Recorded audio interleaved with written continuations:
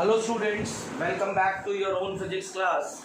और आज हम अपने वेक्टर्स वाले चैप्टर्स को आगे फर्दर मूव करते हैं।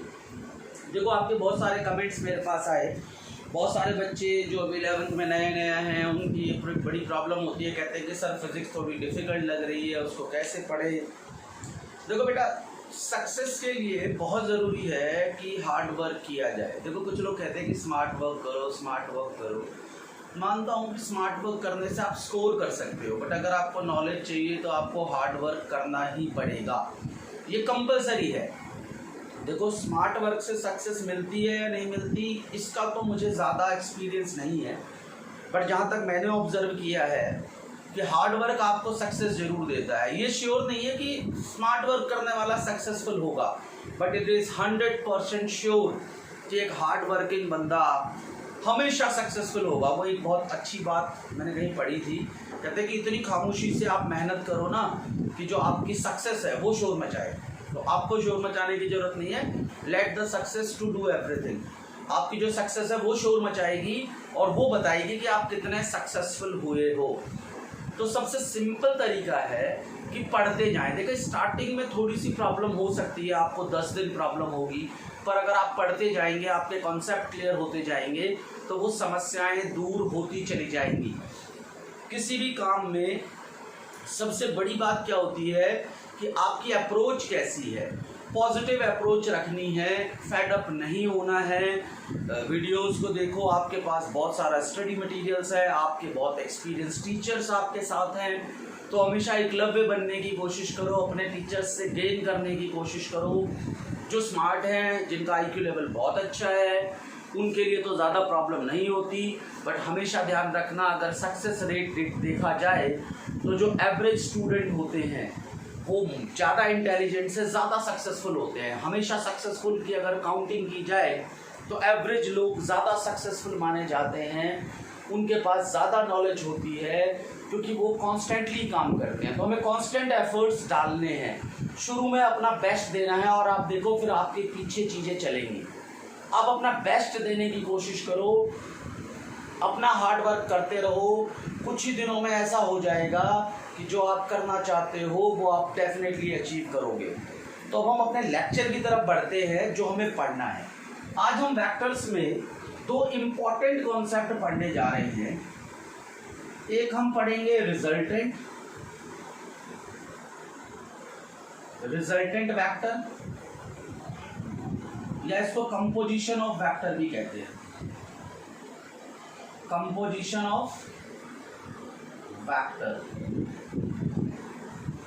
कंपोजिशन ऑफ वेक्टर्स, या दूसरा पढ़ेंगे कंपोनेंट्स, कंपोनेंट्स ऑफ वेक्टर। ये दोनों एक दूसरे के ऑपोजिट टर्म्स हैं, रिवर्स हैं दोनों। ये दोनों एक दूसरे के रिवर्स टर्म्स हैं। इतना अपने दिमाग में फिट बिठा लो कि रिजल्टेंट निकालना और कंपोनेंट निकालना दोनों एक दूसरे का रिवर्स है। रिजल्टेंट का आइडिया मैं आपको थोड़ा पहले भी दे चुका हूं, इससे पिछले लेक्चर्स में। तो रिजल्टेंट क्या होता है, सिंपल। सबसे पहले हम बात करते हैं रिजल्टेंट। देखो, डेफिनेशन लिख लेते हैं। Resultant of two or more vectors is a vector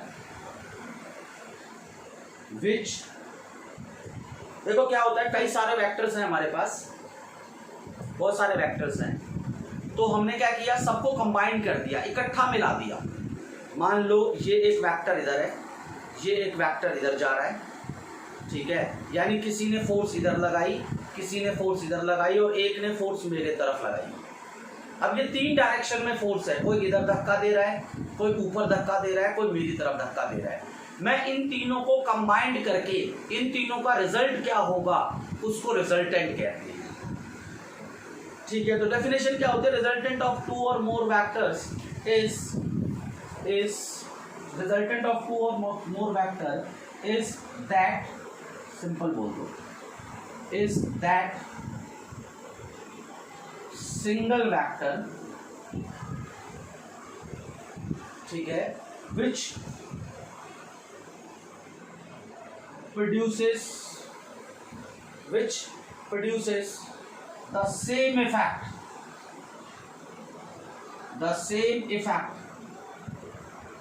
clear है, as the individual vectors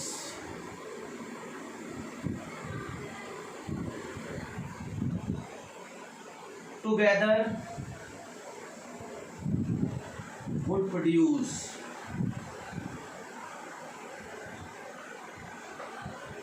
यानी कि मैंने आपको बताया था कि एक फोर्स इधर लग रही है, एक फोर्स ऊपर लग रही है, एक फोर्स मेरी तरफ लग रही है, ये सब मिल करके जो काम करेंगे, अगर ये वाला वही काम कर दे तो this red will be the resultant of these 3 vectors.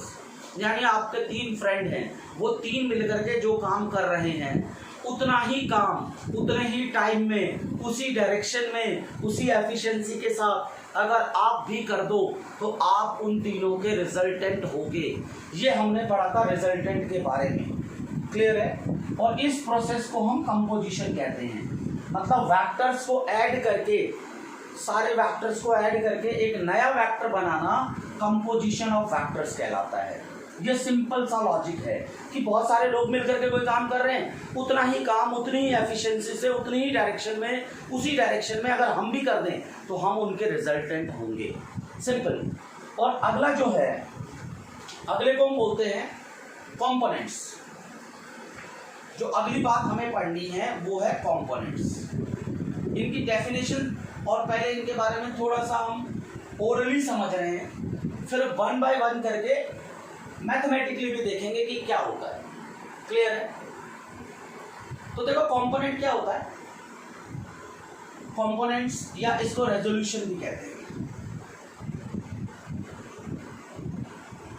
Resolution of components या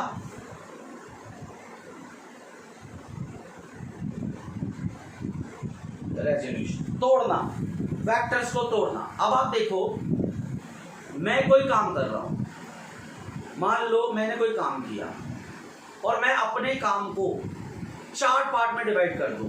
अपना काम थोड़ा इस डायरेक्शन में करूं, थोड़ा इस डायरेक्शन में करूं और थोड़ा इस डायरेक्शन में करूं, तो मुझे ये वाला एफर्ट नहीं मिलेगा, मुझे ये और ये मिलेंगे। इसको तो मैंने ब्रेक कर दिया, मैं इधर काम कर रहा था, या मान लो मैंने अपनी सारी एनर्जी इधर लगा रखी थी।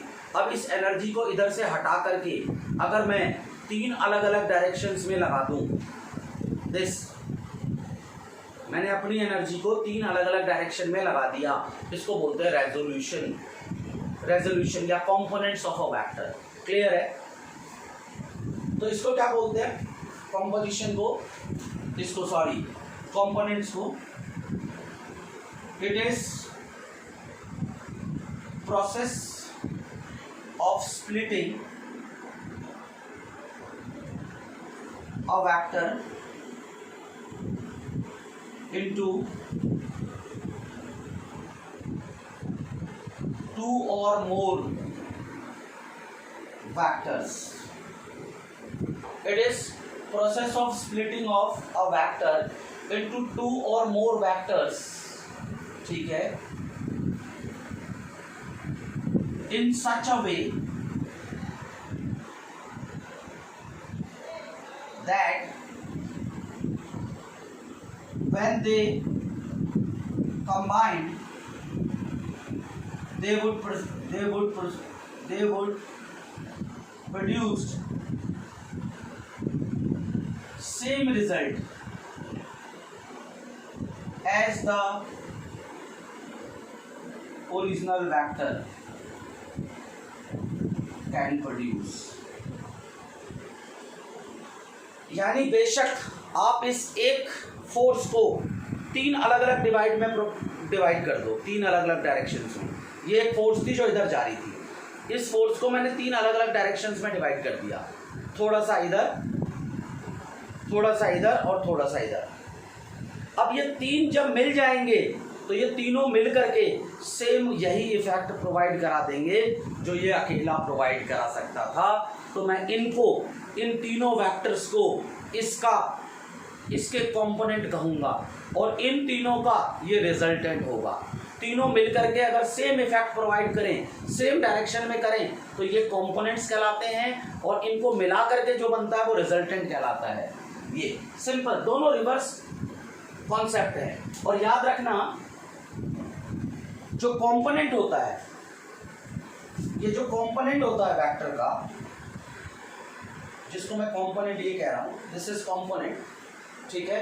कंपोनेंट क्या करता है, कंपोनेंट किसी भी डायरेक्शन में वही इफेक्ट प्रोवाइड करता है जो वेक्टर प्रोवाइड कर सकता था। यानी component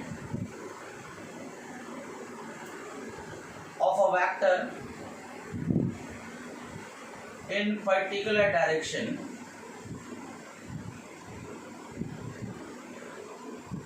gives the effect of vector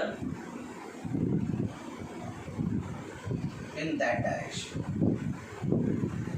यानी अगर मैंने वेक्टर का एक कंपोनेंट तोड़ दिया तो वो वेक्टर का वही इफेक्ट देगा मुझे उस डायरेक्शन में जिस डायरेक्शन में की मैं बात कर रहा हूँ।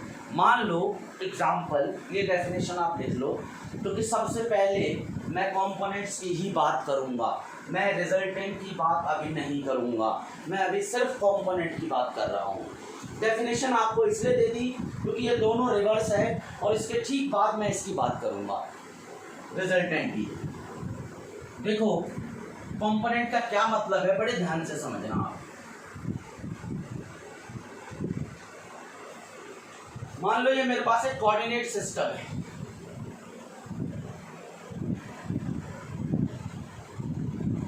This is a coordinate system X Y Z, clear. और ये मेरे पास तीन वेक्टर्स हैं, एक ए है, दूसरे का नाम बी है और तीसरे का नाम सी है। और मैं कह सकता हूं वेक्टर ए की न्यूमेरिकल वैल्यू, वेक्टर बी की न्यूमेरिकल वैल्यू और वेक्टर सी की न्यूमेरिकल वैल्यू, तीनों की न्यूमेरिकल वैल्यू इक्वल है। सपोज करो ये फोर्स है और मैं कह देता हूं कि ये 50 न्यूटन है। सिंपल बात है, ए बी सी तीनों बराबर है, ये ओरिजिन है और इनकी लेंथ मैं मार्कर के बराबर दे लेता हूं। देखो इस मार्कर के बराबर की लेंथ है, यहां से नाप लेते हैं। देखो यहां से लगाया और ये वाला साइन ये आता है। मैंने माना कि जो मेरा सी वेक्टर है ना वो इस डायरेक्शन में है, जो ओ सी है ये मानता हूं मैं कि सी वेक्टर है। इसको मैंने डायरेक्टली एक्स एक्सिस में लिखा तो मैं ओ सी को क्या लिख सकता हूं, 50 आई कैप, क्योंकि ये एक्स एक्सिस में जा रहा है और इसकी न्यूमेरिकल वैल्यू कितनी है, 50 along x axis, x axis only. अगर मैं y में इसकी वैल्यू पूछूं तो 0, z में इसकी वैल्यू पूछूं तो 0। इसने अपना पूरा 50 न्यूटन का इफेक्ट एक्स एक्सिस की तरफ प्रोवाइड करा दिया। मैं दूसरे की बात कर रहा हूं विच इज ए, इसको भी नाप लेते हैं ताकि आपको डाउट ना हो। माना ये यहां से यहां तक ए है, दिस इज ए, और ओ ए जो है it is also 50 but J cap, ठीक है। ये सिर्फ वाई एक्सिस में है, इसने अपना सारा इफेक्ट वाई एक्सिस की तरफ डाला है। इसमें एक्स कंपोनेंट 0 है और जेड कंपोनेंट 0 है। ना तो ये x की तरफ गया, सॉरी, और ना तो ये z की तरफ गया, ये कहीं नहीं गया, ये सिर्फ y में गया और ये सिर्फ x में गया। मैं बात कर रहा हूं अपने तीसरे वेक्टर की विच इज b, और अब मैं इसकी बात करता हूं, इसको भी यहां से नाप लेते हैं, इसको ऐसे नाप लेते हैं और ये यहां निशान लगा देते हैं, ठीक है। मैंने आपके सामने मेजर करके बनाया है और this is B। O B, मैं मान लेता हूं यहां से ये एंगल 60 डिग्री का है। अगर आप देखो तो वेक्टर ओ बी के बराबर है और ये एक्स एक्सिस में भी मूव किया है इसने और वाई एक्सिस में भी मूव किया है। ये सिर्फ एक्स में गया, ये सिर्फ वाई में गया, बट इसने एक्स और वाई दोनों मूव किए हैं। कैसे देखो, अगर मैं इसकी बात करूं, इसका एक्स कंपोनेंट इतना है और इसका यहां से लेके ये इसका वाई कंपोनेंट ये, तो ये जो वेक्टर है, ये जो 50 न्यूटन ये भी है, ये भी आपका 50 न्यूटन है, सभी के सभी 50 न्यूटन के हैं। पर अगर मैं देखूं तो C की वैल्यू एक्स एक्सिस में B से ज्यादा है। देखो, the value of C in x axis is more than value of B। जो B की वैल्यू है एक्स एक्सिस में वो इतनी है और C की वैल्यू इतनी ज्यादा है। ऐसे ही देखो, B की वैल्यू जो Y एक्सिस में है वो A की वैल्यू से कम है। रीजन क्या है? रीजन ये है कि C ने अपना पूरा इफेक्ट एक्स एक्सिस में लगाया और A ने अपना पूरा इफेक्ट Y एक्सिस में लगाया, बट जो B है, जो B वेक्टर है, वो दोनों कोऑर्डिनेट को एक साथ ट्रेवल करने की कोशिश कर रहा है। यानी कि जो A है वो सिर्फ ऐसे जा रहा है और C सिर्फ ऊपर जा रहा है, ऐसे।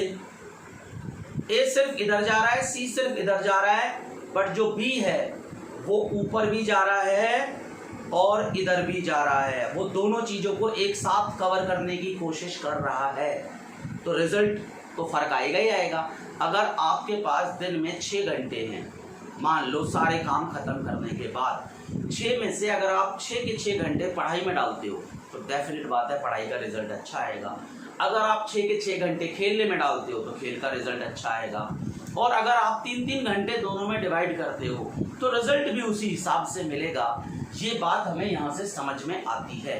तो यहाँ क्या है, इस B ने अपने 2 कंपोनेंट रिजॉल्व कर दिए, x के अलावा y के अलावा, ये है।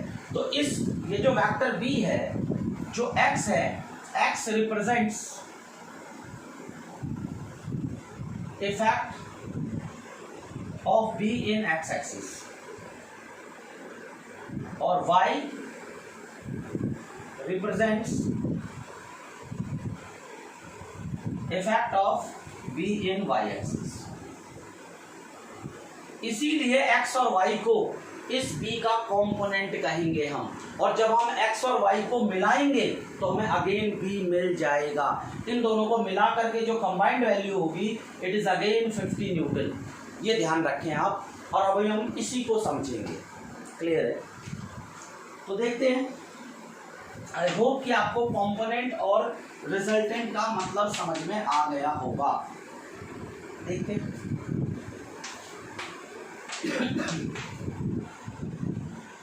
अब इसके बाद जब कंपोनेंट की बात करेंगे, जो मैंने अभी आपको सॉल्व करना सिखाया था, अभी मैंने जो बातें बताई, उसमें हमारे पास जो सबसे इम्पोर्टेंट टर्म है ना, जिसके लिए मैंने अभी शुरू किया है कंपोनेंट्स को, उसमें जो कंपोनेंट है वो है रेक्टेंगुलर कंपोनेंट। Rectangular component. अभी मैंने इसका एग्जांपल आपको दिया भी है, पर शायद उस समय शायद क्लियर नहीं हुआ हो ठीक से, दोबारा देखो।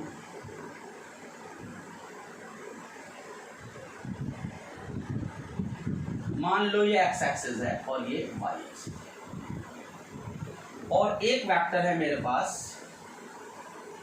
This is A, this is O, और इसका नाम है R। और इसने क्या किया, x एक्सिस के साथ थीटा एंगल बनाया। क्लियर है? अगर इसने थीटा बनाया, मैं यहां से एक नॉर्मल डाल देता हूं, मान लेता हूं ये B, this is theta, this is R, OA जो है it is vector R। Clear? अब आप देखो,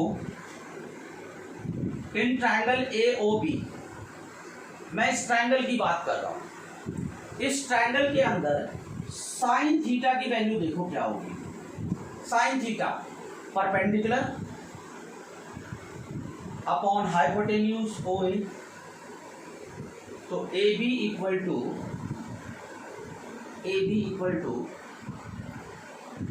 सॉरी ए बी की जगह ए बी छोड़ दो और ओ ए की जगह आर पुट कर दो, तो ए बी किसके बराबर आ गया, A B equal to R sine theta. अगर मैं ए बी को आर एक्स मान लूं और ये component of R along Y axis कह सकता हूं। मैंने आपको बताया था कि जो वर्टिकल वाला होता है ये इसके अलोंग कॉम्पोनेंट होता है। अब आप देखो, अगर मैं यहां पर अगर मैं cos थीटा कैलकुलेट करूं, जो AB है, AB को मैंने R माना है, ध्यान रखना R Y। cos थीटा देखो base upon hypotenuse OB by OA, और ये क्या है, अगर मैं इसको RX मानूं, जो OB है वो RX है, तो R बाय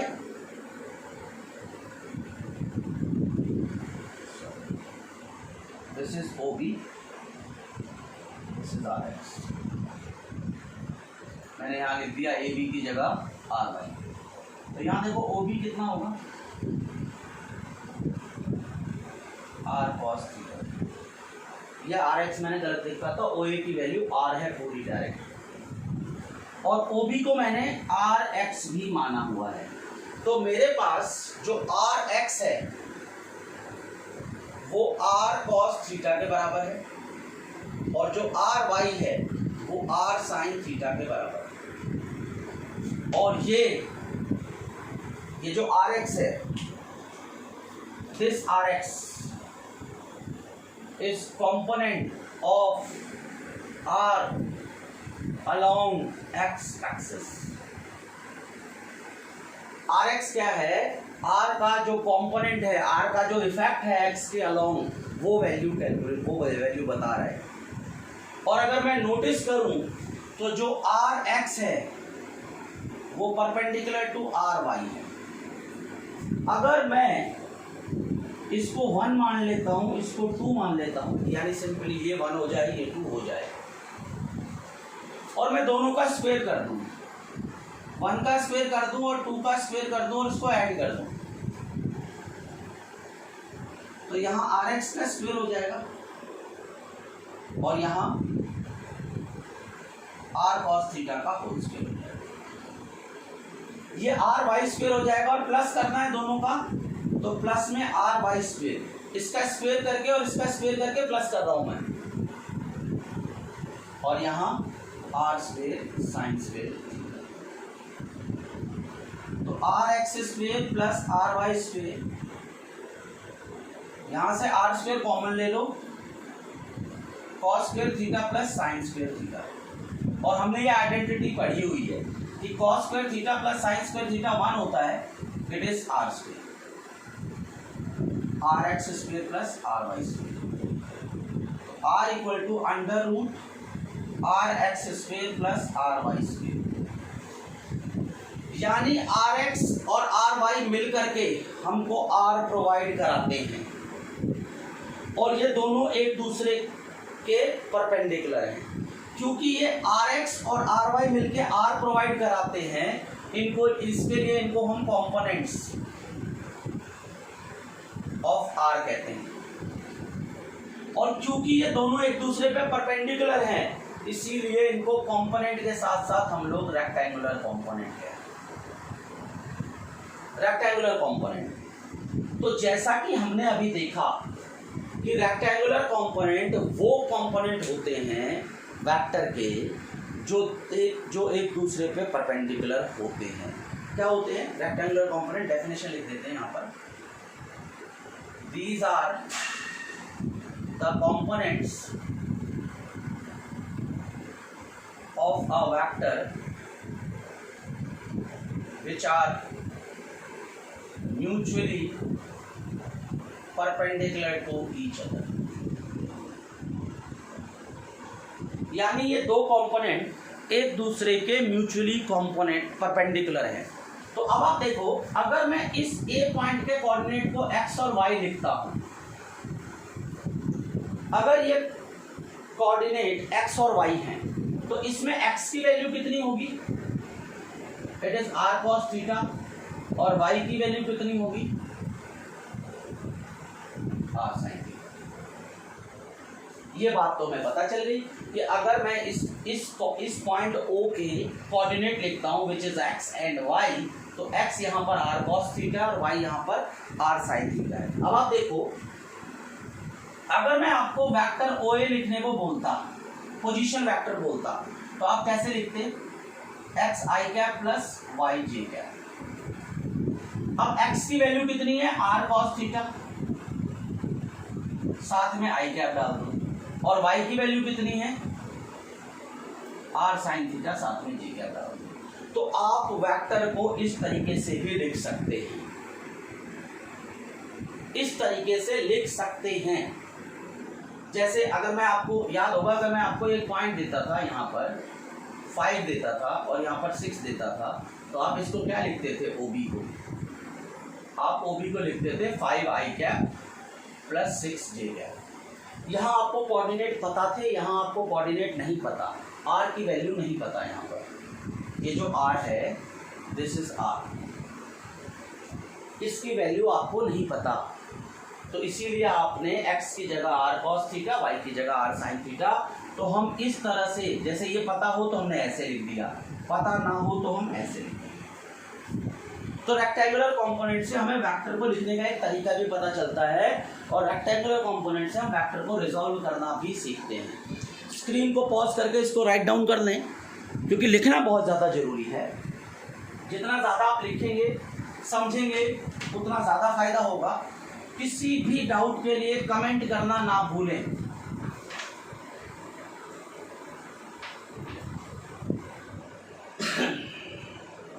देखो, एक क्वेश्चन करते हैं हम लोग।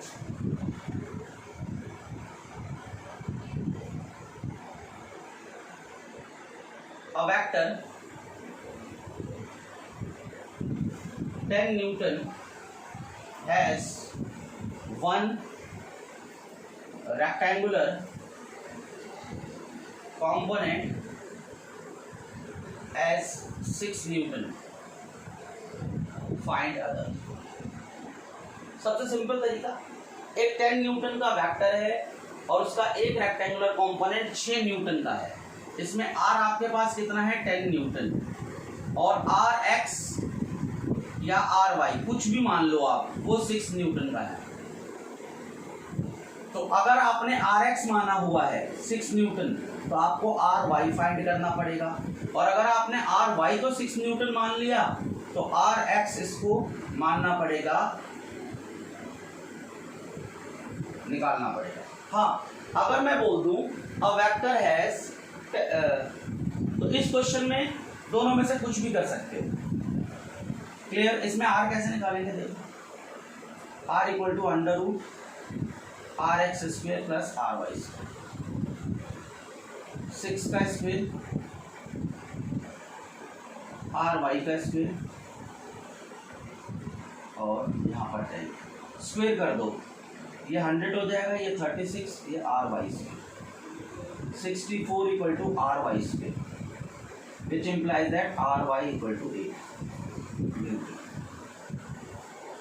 तो ये सिंपल तरीका है। पर अगर इस क्वेश्चन में थोड़ा सा चेंज हो जाता, a vector 10 Newton has horizontal, या बोल देता मैं हॉरिजॉन्टल ना बोल के वर्टिकल। अगर वर्टिकल रेक्टेंगुलर कंपोनेंट 6 न्यूटन है, वर्टिकल का मतलब आर वाई, यानी उसमें ये वाला तरीका आप अप्लाई करोगे, इसमें 100 equal to R X square plus 6 का स्क्वेयर होगा, इसमें आर एक्स की वैल्यू 8 न्यूटन आएगी। अगर वो मेंशन कर दे कि कंपोनेंट कौन सा है, तब आपको वही कंपोनेंट लिखना पड़ेगा। पर अगर नहीं दे रखा तो आप कुछ भी मान सकते हो, आर एक्स को कुछ मान लो, आर वाई निकाल लो, या आर वाई मान लो, आर एक्स को निकाल लो, सिंपल तरीका है। बट जब मेंशन कर देगा तो ऐसे ही करना है आप। क्लियर है? अब आप देखो,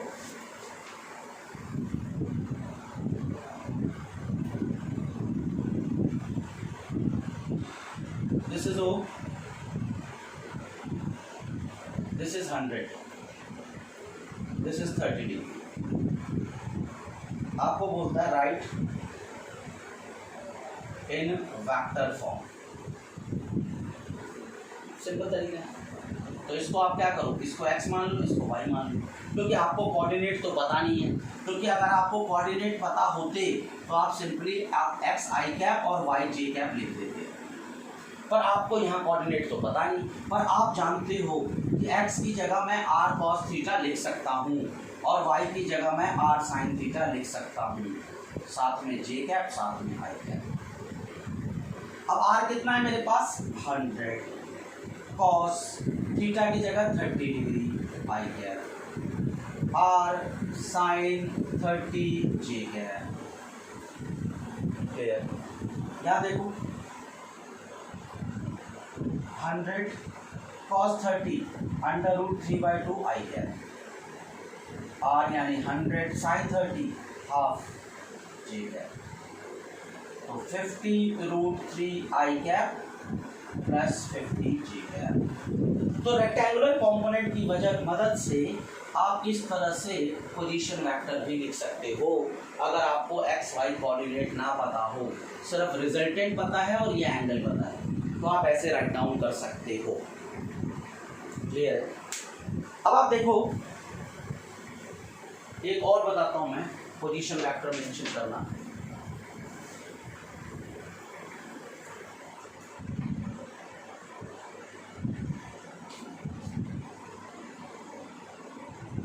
क्योंकि ये आना बहुत ज़रूरी है, इससे हम बहुत कुछ सीखेंगे।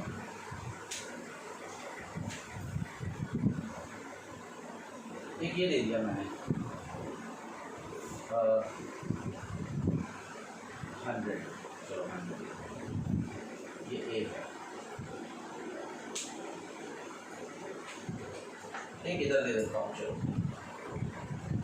ये बी है, ये 60 डिग्री है, और एक इधर दे देता हूँ, ये 30 डिग्री है, और ये सी, ये भी 100 का है, और ये भी वर्टिकल के साथ ही देता हूँ। मान लो ये आपके पास 60 डिग्री का है, क्लियर है, और सभी 100 के हो गए। इसको तो मैंने 100 मार्क किया। मैं आपको कहता हूँ कि सबके पोजीशन वेक्टर निकाल के बताओ, ओ ए का निकालो, ओ बी का निकालो, ओ सी का निकालो। अब आप देखो,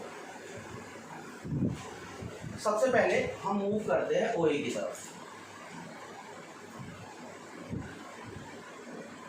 देखो इधर अगर मैं x की बात करूं तो x पॉजिटिव है और y नेगेटिव है।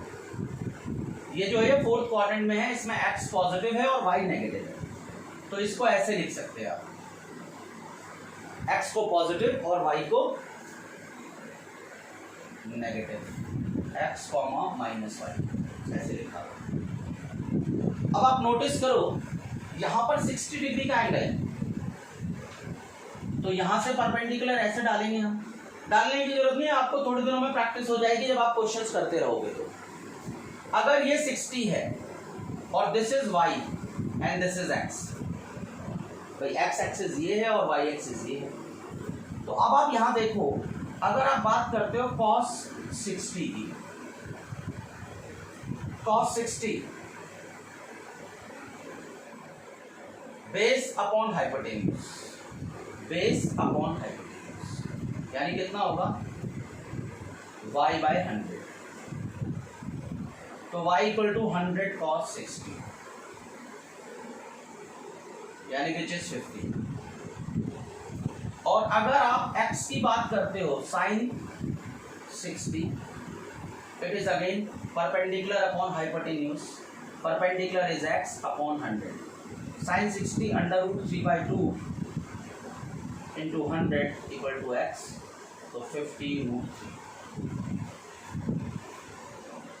तो यहाँ क्या लिखेंगे, ओ ए को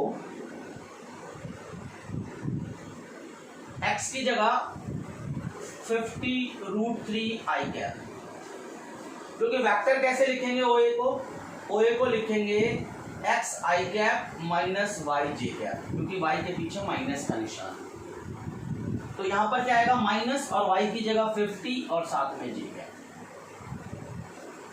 एक तो ये तरीका है। यहां देखो, यहां y कॉस कंपोनेंट हो गया और x जो है वो साइन कंपोनेंट हो गया, क्योंकि एंगल चेंज हो चुका है। आपने रिजल्टेंट के साथ आपने जो पढ़ा था वो ये वाला एंगल पढ़ा था, ये वाला। अगर ये 60 का है तो ये 30 का है। तो इसको आप ऐसे भी लिख सकते हो। इस केस में देखो, इस केस में नॉर्मल यहां से डालना पड़ेगा आपको।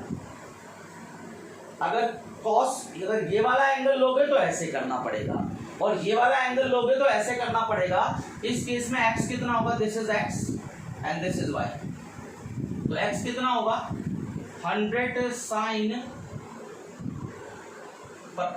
एक सिंपल यहाँ लिख लो sine 30, this is angle 30 sine 30 perpendicular upon 100। Sine 30 half होता है तो y इक्वल टू 50 आ गया। यहाँ देखो कॉस साइन 30 है ना, परपेंडिकुलर। देखो यहाँ पर ये 30 डिग्री का एंगल है बेटा, ये 30 डिग्री का एंगल है, साइन 30 परपेंडिकुलर अपॉन हाइपोटेन्यूज। अगर मैं कॉस 30 लगाऊं तो it is base upon hypotenuse, तो it is 50√3 equal to x। तरीका सेम है। यहाँ पर भी देखो x की वैल्यू 50√3 है और y की वैल्यू 50 है। तरीका सेम है, चाहे यहाँ एंगल ले लो, यहाँ एंगल ले लो। इस बात का ध्यान रखना है, बच्चे मोस्ट कॉमन गलती कर देते हैं कि एंगल अगर वर्टिकल के साथ है, यहाँ पर अगर एंगल देखो, इसमें यहाँ पर एंगल हॉरिजॉन्टल के साथ था।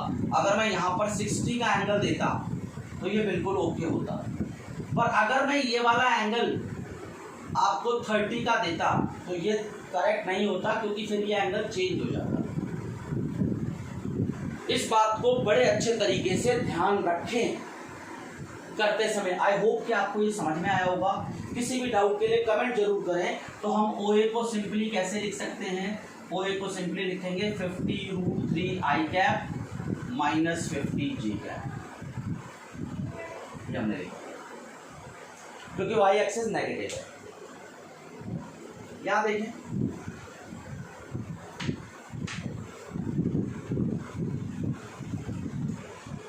अगर मैं बात करता हूं ओ बी की, तो इसमें देखो x भी नेगेटिव और y भी नेगेटिव। तो इसको कैसे लिखेंगे, नेगेटिव x आई कैप नेगेटिव y जी कैप। अब देखो x की वैल्यू कितनी होगी, यहाँ तो 60 डिग्री का एंगल है, ये x होगा, ये y होगा। तो cos 60 सिंपली लिख दूं मैं, x की जगह आप 100 cos 60 पुट कर दो विच इज 50, और y की जगह 100 sin 60। ट्रायंगल में कर लेना ना, इसमें तो सेम ऐसा ही होगा जैसा था पहले, 100 sin 60 और इट इज 50। तो इस OB को कैसे लिखूंगा मैं, -50 आई कैप और -50√3 जे। ये इस वेक्टर को लिखने का तरीका है।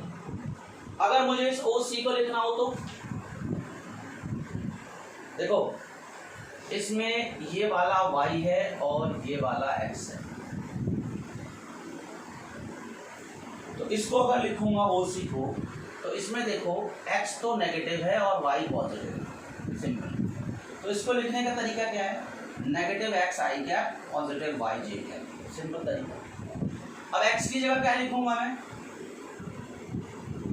नेगेटिव 100 साइन 30 आई कैप प्लस 100 कॉस 30 जे कैप। देखो, इसके और इसके बीच में, यानी परपेंडिकुलर और हाइपोटेन्यूज, परपेंडिकुलर और हाइपोटेन्यूज के बीच में साइन का रिलेशन है, क्लियर है, और वो एक्स कोऑर्डिनेट आएगा। और बेस और हाइपोटेन्यूज के बीच में कॉस का रिलेशन होता है तो y कॉस की टर्म्स में आएगा। तो यहाँ क्या लिखेंगे -50 आई कैप, क्योंकि साइन 30 हाफ होता है, और 50√3 जे कैप। तो ये तरीका है वेक्टर को रिप्रेजेंट करने का। तो आप ऐसे भी लिख सकते हो वेक्टर्स को using the help of rectangular components. और आगे और भी बहुत सारी एप्लीकेशंस है रेक्टेंगुलर कंपोनेंट की। वीडियोस को देखते रहें, अपने डाउट्स के लिए कमेंट करते रहें, क्योंकि क्लास आपकी है, सारी पढ़ाई मैं आपके लिए करा रहा हूँ। थैंक यू सो मच बेटा।